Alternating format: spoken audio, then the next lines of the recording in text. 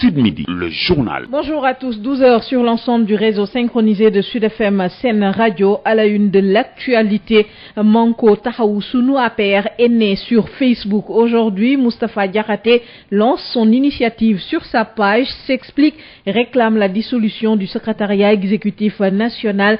Un projet mort-né, réagit le porte-parole de l'APR. Réaction à suivre dans cette édition. Indice de perception de la corruption, le Sénégal n'obtient toujours pas la moyenne et reste dans la zone rouge, 45 points sur 100. Le Forum civil explique et fait plusieurs recommandations. Cours perturbés aujourd'hui à l'école, en cause le mot d'ordre de grève totale du G7. Les enseignants marchent d'ailleurs à 15 heures aujourd'hui à Dakar. Les enseignants exigent le respect des accords signés en 2018. Et puis le 31 janvier, le collectif citoyen Nyonlang sera également dans la rue. Une marche nationale, une grande mobilisation pour exiger la libération de Guy Marius Sagna. Une lutte contre également la hausse du prix de l'électricité. Le collectif accuse le régime de s'acharner sur Guy Marius Sagna. La marche est prévue de la grande porte de l'université à la poste Médina. Et puis nous ferons le point sur la situation de la lèpre au Sénégal. 189 nouveaux cas découverts en 2018. Dakar, la région la plus touchée. Cependant, pas d'inquiétude. La maladie est en phase post-élimination. La situation est maîtrisée, explique donc le directeur, le docteur Louis Hyacinthe Zoubi. Vous entendrez le coordinateur du programme national d'élimination de la lèpre dans cette édition. La page sport, la revue de presse et la revue de presse et l'actualité internationale pour compléter Sud Midi, mise en onde par Hassan Thioune. Bonjour à tous. Manko Tahaou Sunu APR, l'initiative pour la refondation de l'Alliance. Le mouvement est né aujourd'hui. Moustapha Diakhaté, le fondateur, a dévoilé sur sa page Facebook tout à l'heure les objectifs, les grandes lignes de ce mouvement qui veut sauver le parti présidentiel. 6 points figurent dans la plateforme revendicative. Parmi les revendications, on peut retenir la dissolution du secrétariat exécutif national, synthèse de la déclaration fondatrice avec Ndeye Mariam Ndiaye. C'est une déclaration aux allures de profession de foi que le désormais ex-militant de l'APR a publié sur sa page Facebook. Il commence par noter les dysfonctionnements au parti APR depuis 11 ans et selon Moustapha Diakhaté, l'APR fonctionne comme une foire d'empoigne, un parti marqué par la déliquescence des structures, organisations et instances de direction à tous les niveaux. L'ancien président du groupe parlementaire Benno Bokk Yakaar peint ainsi un tableau apocalyptique de la locomotive de la majorité présidentielle et de ce fait, il appelle à la mobilisation de tous les militants pour remettre l'APR sur le bon chemin. Et c'est pour ces raisons qu'il a mis sur pied le mouvement Manko Tahaou Sunu APR, initiative pour la refondation, un mouvement ouvert et populaire qui se veut révolutionnaire. Et en ce sens, Moustapha Diakhaté est d'avis qu'il faut qu'il y ait une modernisation de l'organisation et la redéfinition des missions du parti APR pour une meilleure prise en charge des aspirations du peuple. Toujours dans sa déclaration, le fondateur de Manko Tahaou Sunu APR a formulé une plateforme revendicative qui s'articule autour de 6 points où il exige la dissolution du secrétariat exécutif national, de toutes les structures, organismes internes et la mise en place de la présidence du parti conformément à l'article 15 des statuts avec l'installation de 2 vice-présidents, d'un coordonnateur national et son adjoint. Enfin, pour Moustapha Diakhaté, l'enjeu est maintenant de faire vivre l'APR partout à l'échelle des villes, des quartiers, des entreprises, des catégories socio-professionnelles et dans la diaspora. Et pour lui, la bataille n'est pas gagnée d'avance, mais sa responsabilité et celle des autres est d'ouvrir les portes et les fenêtres. Et cet appel donc pour Moustapha Diakhaté, ce n'est qu'un début et sera suivi d'autres initiatives et actions.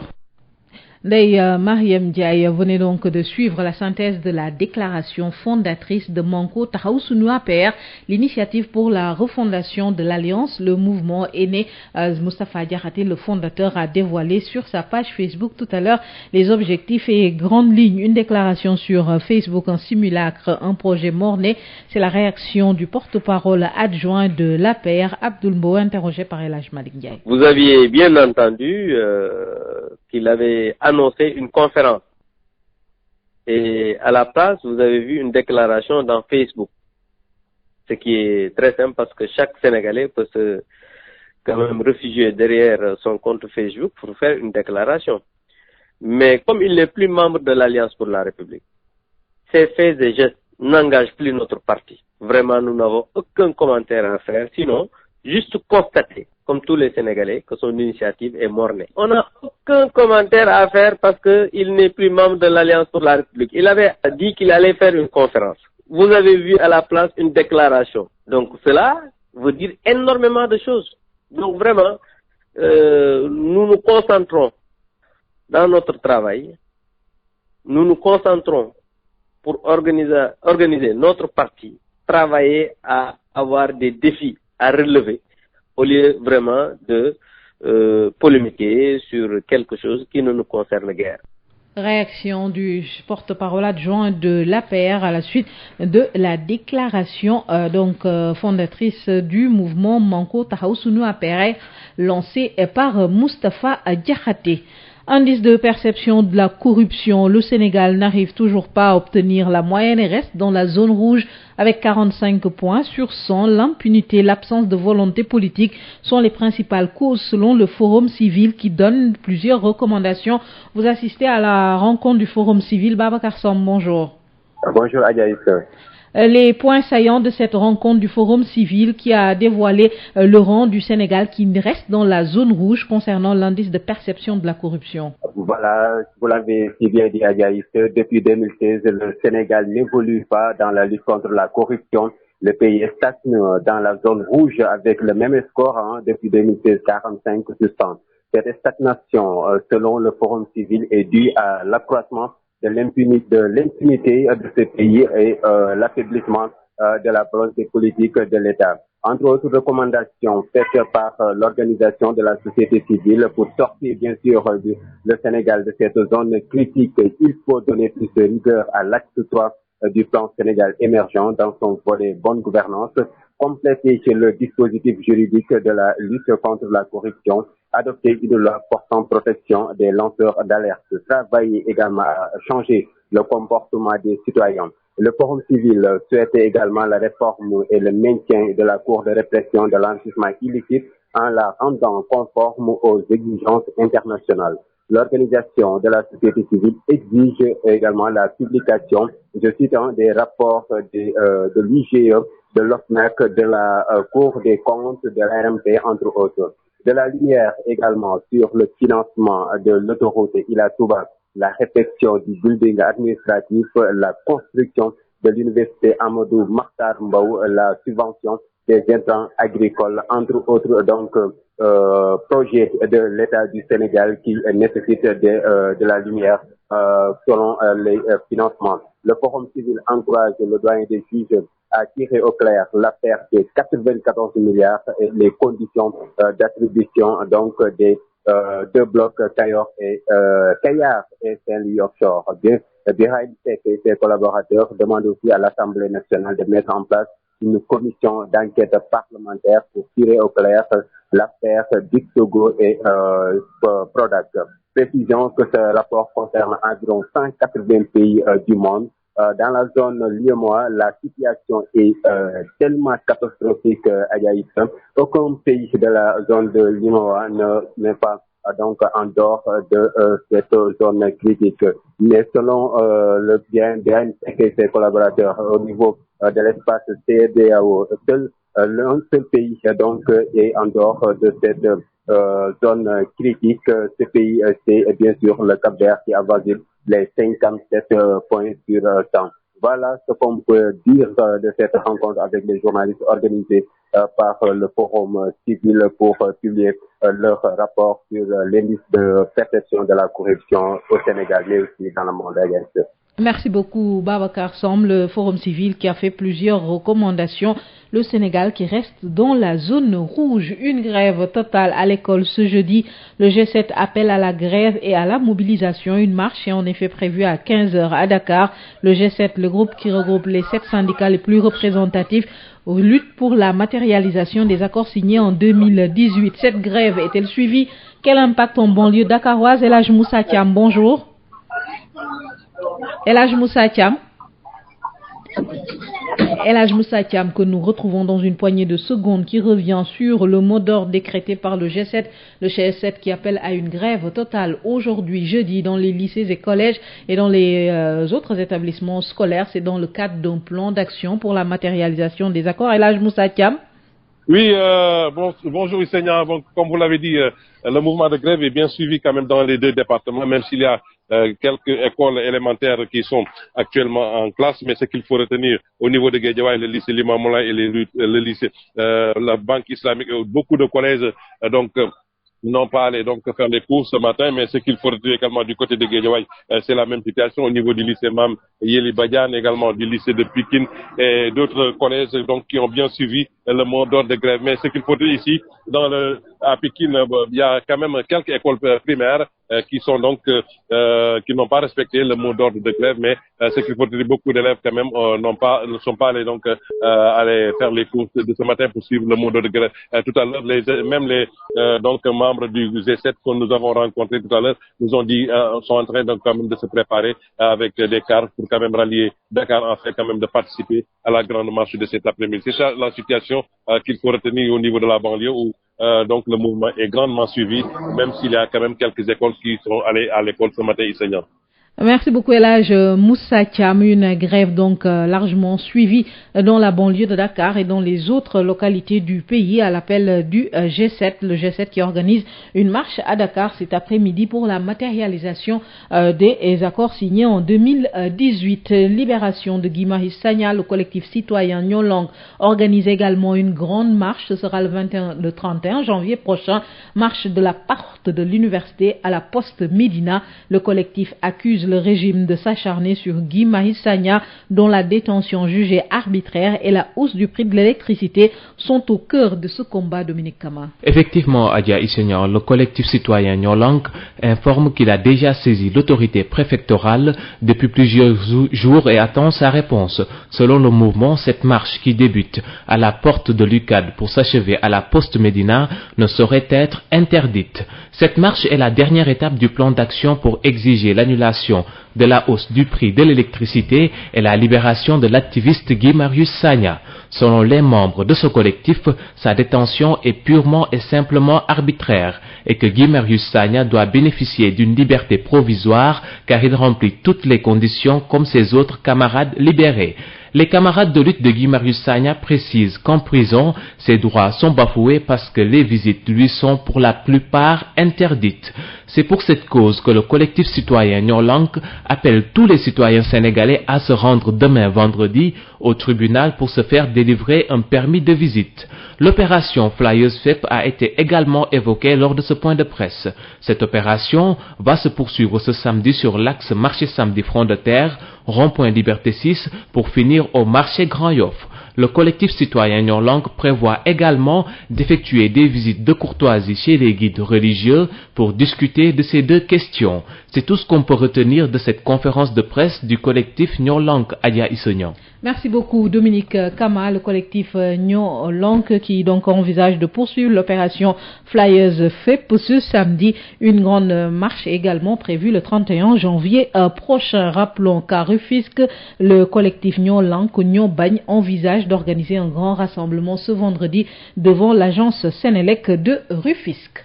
Incinération à Tambacounda de près de 2,5 tonnes de chanvre indien, d'un important lot de médicaments et de cigarettes de contrebande saisies en 2019. Les autorités de la douane de cette région naturelle du Sénégal oriental ont procédé à l'incinération aujourd'hui. C'est en prélude à la journée internationale de la douane prévue le 27 janvier à Tambacounda où nous retrouvons Boubacar Tamba. Bonjour, vous assistez à l'opération. Tout à fait. Bonjour Issegna. Près de 2,5 tonnes de chanvre indien d'une valeur d'environ 270 millions de francs, tout comme d'importantes quantités de médicaments et de cigarettes sont incinérés tout à l'heure ce jeudi ici à Kédougou par les membres de l'administration douanière et de l'ensemble des forces de sécurité et de défense. L'occasion a été mise à profit par le gouverneur adjoint en charge des affaires administratives pour saluer les performances réalisées par les Gablous depuis que la région a été érigée en subdivision un bureau des douanes créé à la frontière avec le Mali à Moussala, très exactement.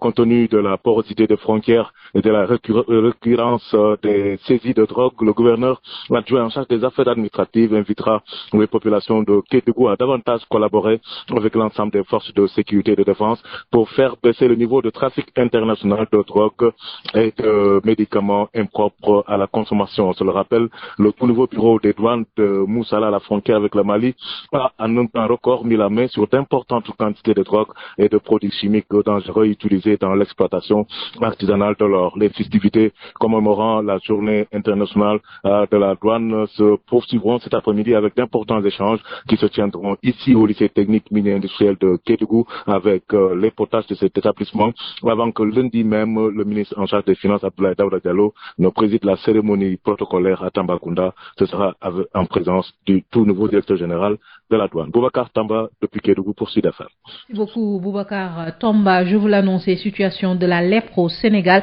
189 nouveaux cas découverts en 2018 et Dakar reste la région la plus touchée avec 48 nouveaux cas. Mais la situation est sous contrôle, affirme le coordonnateur du programme national d'élimination de la lèpre.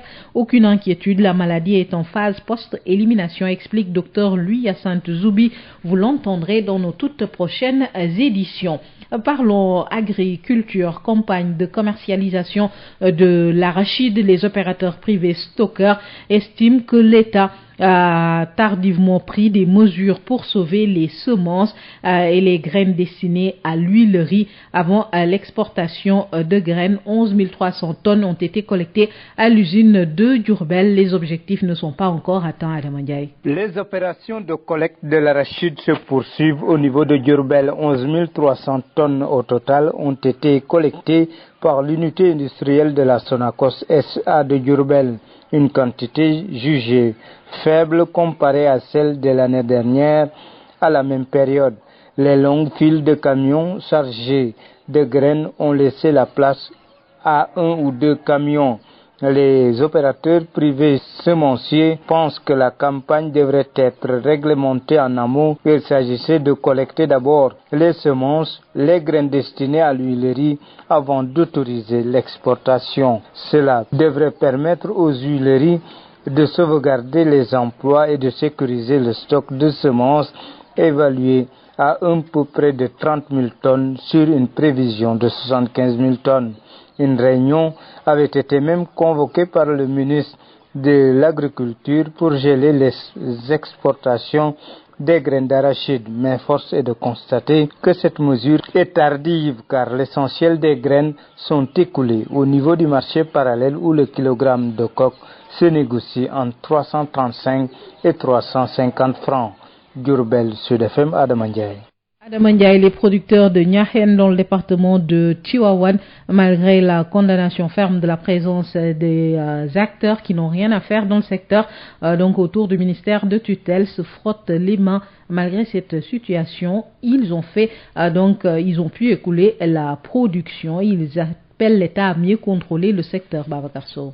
Campagne de commercialisation arachidière de cette année, les producteurs de Niakhène dans le département de Tivaouane se frottent les mains. À les en croire, ils n'ont jamais vécu une campagne similaire à cause de la décision du chef de l'État Macky Sall de libéraliser le secteur. Selon Adam Ognon, le président de la coopérative des agriculteurs de Niakhène, c'est une politique à encourager pour le bien-être des agriculteurs. Mais mbay mi ñun ren gis nañ ci sun bopp li président Macky Sall ëffal baykat yi jaay seeni areen juróom fukki dërëm ak di ko jaay juróom fukk ak juróom ba 300 ñun dañ ci sant bu baax na jël juróom fukk ba téeméer na ko jege xaalis bi mi ngi fi. La campagne de commercialisation de cette année a bien marché pour nous agriculteurs. Nous avons vendu cette année à 250 voire même 300 le kilogramme. Nous sommes des millions de producteurs et nous encourageons le président Macky Sall dans cette politique qui nous a rapporté beaucoup d'économies cette année. Il n'y a plus d'arachide au Sénégal. Nous avons tout vendu et nous avons beaucoup d'argent pour cette présente campagne. Li fi nekk ci ay tabax ciment fer musu fee am ku jaay sa gerte ku ne am na foo koy mën a def. Des producteurs producteurs qui appellent au maintien des Chinois pour les prochaines campagnes de commercialisation arachidière. Selon Adamagnan, le gouvernement doit même ouvrir le marché à d'autres producteurs étrangers, des producteurs qui cependant se désolent du fait que leur ministre de tutelle soit entouré des gens qui ne connaissent rien de l'agriculture et ils ne veulent plus que ces personnes parlent à leur nom. Adamagnan, nous appelons le chef de l'État à maintenir les Chinois, voire même ouvrir le marché à d'autres étrangers. Nous nous désolons cependant que des gens non habilités parlent, ces gens qui entourent le ministre et qui ne connaissent rien de l'agriculture.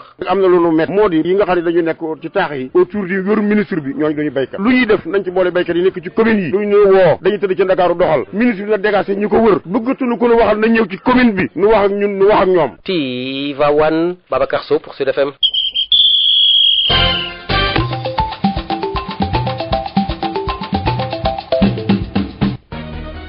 Place à l'actualité sportive. El Hadj Malick Ndiaye, bonjour. Bonjour Adja, nous ouvrons par le basket initialement prévu ce jeudi. L'âge électif de la Ligue de Kaolack a été reporté à une date ultérieure.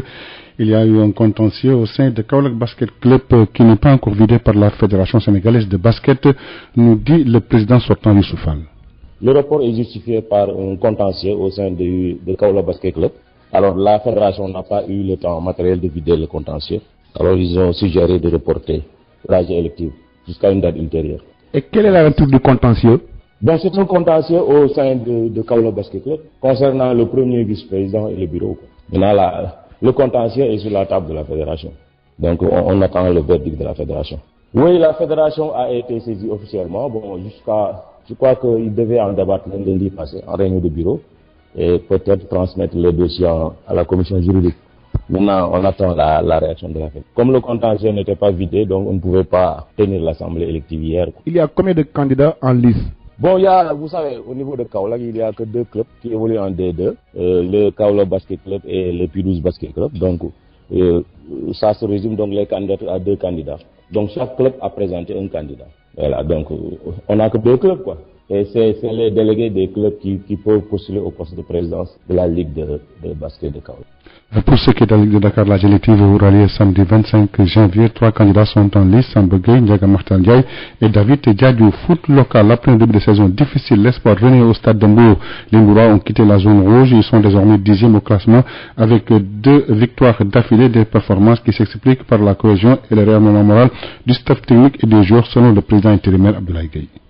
Que je ne suis pas le seul aussi, c'est toute une équipe qui s'active actuellement autour de l'équipe. C'est la nouvelle dynamique, donc c'est toute cette équipe qui, à travers un réarmement moral des joueurs, du staff technique, une cohésion dans la démarche et organisation aussi qui fait que peut-être les résultats suivent. Nous prions notre puissance que ça continue. Est-ce qu'on peut dire qu'aujourd'hui la sérénité est revenue à Mbour? Oui, là on peut dire que on se satisfait en tout cas des résultats. Un nul, 2 victoires, c'est pas courant dans le championnat. Comme nous avions eu 3 défaites aussi d'affilée, donc c'est un peu l'embellie, tout à fait. Mais nous prions surtout que ça continue autour d'une organisation, autour de ce que nous sommes en train de faire. Mais surtout appeler, là vous me permettez, avant d'aller plus loin, pour que je n'oublie pas, d'appeler les gens le dimanche prochain autour du derby national qu'il y aura, autour du derby de la Petite Côte, Mbour, Stade de Mbour, Petite Côte, d'appeler tout le monde à venir nous supporter, à venir fêter le football à Mbour. Aujourd'hui, je pense que l'état d'esprit est très bon. Le staff technique, comme les joueurs, comme les supporters, comme le public, le peuple sportif mbourois a repris beaucoup de morale. Parce que vous savez, le Stade de Mbour, ça fait longtemps que le Stade de Mbour n'avait pas battu le Jaraaf. Et battre le Jaraaf, pour n'importe quelle équipe, c'est une victoire symbolique. Le Jaraaf, quand même, c'est quelque chose, c'est une grande équipe au Sénégal. Donc ça, il y a de quoi renforcer le moral des joueurs et du staff et du peuple sportif mbourois, ce qui est le cas. Aujourd'hui, on a senti une bouffée d'oxygène au niveau de la population mbouroise et ça nous réconforte dans ce que nous sommes en train de faire. Le chapitre des transferts Aubameyang est OK pour rejoindre l'FC Barcelone, mais Arsenal sera-t-il d'accord pour lâcher à milieu de saison son attaquant vedette comme buteur de la saison écoulée avec Salah et Mané avec 22 réalisations? Manchester City risque d'être exclu de la Ligue européenne des champions la saison prochaine dans le cadre du fair play financier. Selon la presse anglaise, l'UEFA a de nouveau ouvert une enquête en novembre 2018 sur les Citizens qui seraient de nouveau menacés d'exclusion de la Ligue européenne des champions. La raison, la direction de l'UEFA a changé. Celle-ci a décidé de reprendre le dossier de 2014 2014 qui avait débouché sur un accord entre le club et l'instance sur un encadrement de la manne financière sur le marché du transfert. Selon toujours la presse anglaise, le problème c'est qu'à l'époque City n'aurait pas mis à la disposition de l'UEFA tous les éléments nécessaires à une enquête approfondie, d'où la sanction clémente. 2020 pourrait donc être l'année des sanctions à nouveau pour City. Et puis on termine par la lutte avec les champions d'Afrique de lutte. L'équipe nationale du Sénégal, hommes et dames seniors, a entamé son regroupement hier. La compétition aura lieu du 4 au 9 février prochain en Algérie. 23 pays ont confirmé leur participation. Toujours en lutte, Papa Sow qui crée sa nouvelle écurie selon nos confrères de Sunulamb. L'écurie face, des lutteurs de l'écurie face comme Franck, Bruce Lee et Bastafa ont été enrôlés par Papa Sow, exclus de l'écurie face en décembre dernier. Je rappelle que Papa Sow affronte Cité le 5 avril prochain à l'Arène nationale, un combat organisé par le promoteur Pape Abdou Faladia. Merci beaucoup El Hadj Malick Ndiaye. Tout de suite la revue de presse avec Ndeye Mariam Ndiaye.